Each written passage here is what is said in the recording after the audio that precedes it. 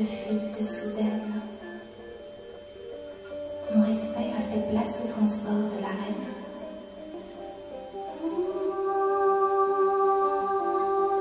Vous ne démentez point une race funeste. Bourreau de votre fille, il ne vous reste enfin que d'en faire à sa mère un horrible festin.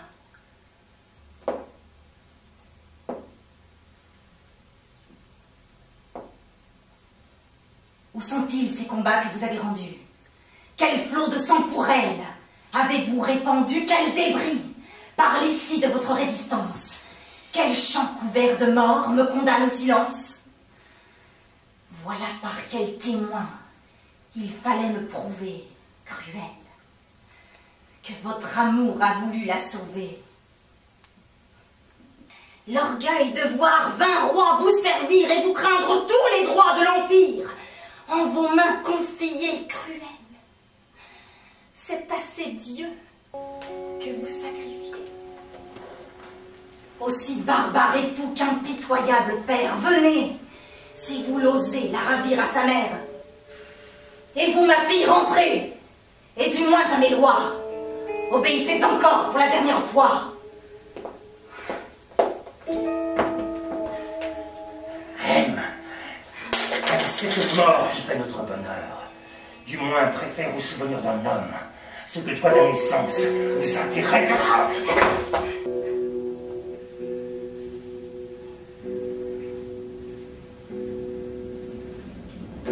Rome, qui t'a vu naître et que ton cœur adore. Rome, enfin, que je hais parce qu'elle t'honore.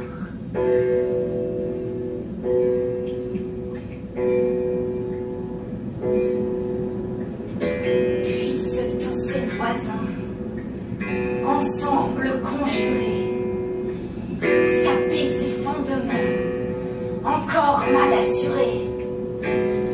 Et si ce n'est assez, de toute l'Italie, que l'Orient contre elle, à l'Occident s'allie, que 100 peuples s'unis, des bouts de l'univers, passent pour la détruire, et les monts, et les mers, qu'elle-même sur soi, renverse ses murailles, et de ses propres mains déchire ses entrailles, que le courroux du ciel allumé par mes feux fasse pleuvoir sur elle un déluge de feu, puissais-je de mes yeux, et voir tomber ce foudre, voir ces maisons en cendres, et ces lauriers en poudre, voir le dernier Romain en son dernier soupir, moi seul en être cause, et mourir de plaisir. C'est trop, ma patience à la raison fait place. Va dans les enfers, plaindre ton coriace.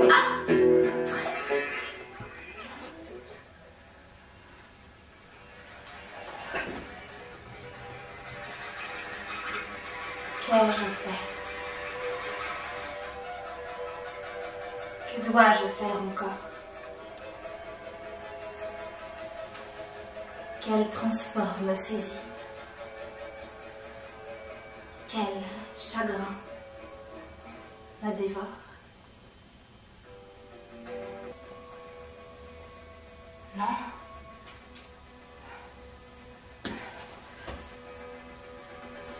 Ne révoquons point l'arrêt de mon courroux. Qu'il périsse.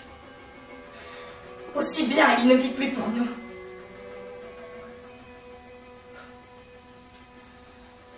Le perfide triomphe et se rit de ma rage. Il pense voir en pleurs dissiper cet orage. Il croit que toujours faible et d'un cœur incertain, je parerai d'un bras les coups de l'autre main. Il me laisse l'ingrat, cet embarras funeste. Non, non. Encore un coup. Laissons agir au reste. qu'il meure, puisqu'il a dû le prévoir.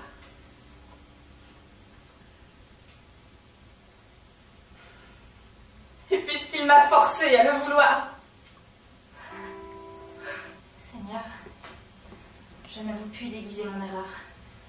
J'allais voir Octavie et non pas l'empereur. Et lorsqu'avec frayeur je parais à vos yeux, que sur mon innocence à peine je me fis, vous m'offrez tout d'un coup la place d'Octavie. J'ose dire pourtant que je n'ai mérité ni cet excès d'honneur, ni cette indignité.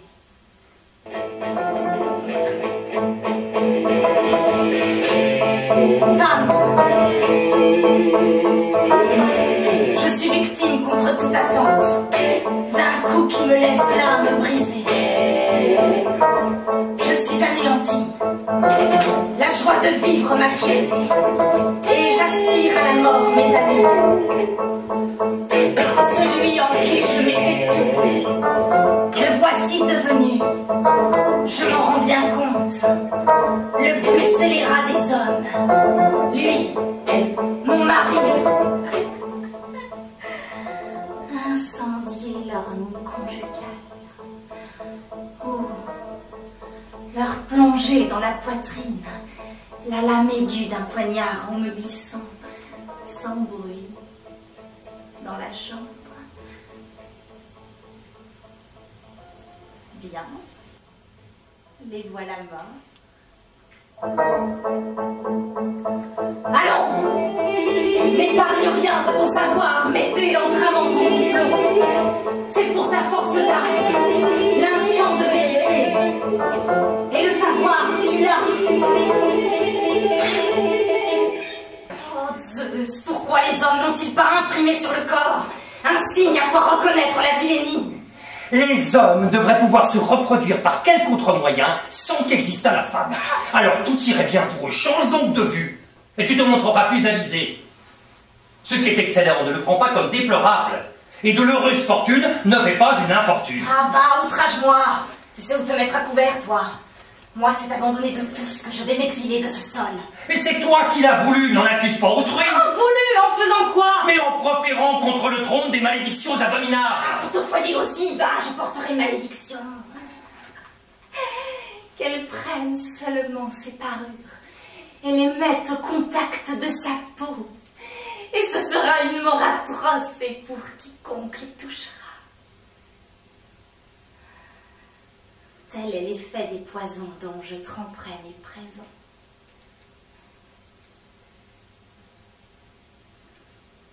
Mais ici, mon propos change d'accent. Quel crève-cœur l'acte qu'il me faut accomplir ensuite. Mes enfants, je les tuerai.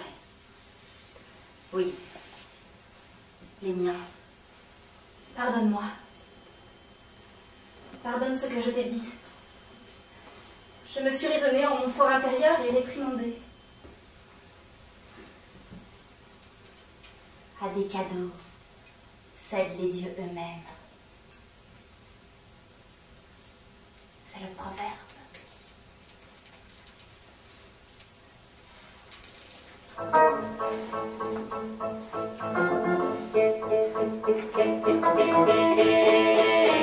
Enfants, enfants, venez, ne restez pas à la maison. Sortez pour embrasser avec moi votre père, lui rendre vos devoirs, puis portez cette parure à sa nouvelle épouse. Suppliez-la de n'avoir pas à quitter le pays. Ce qu'il faut, surtout, c'est qu'elle reçoive son cadeau.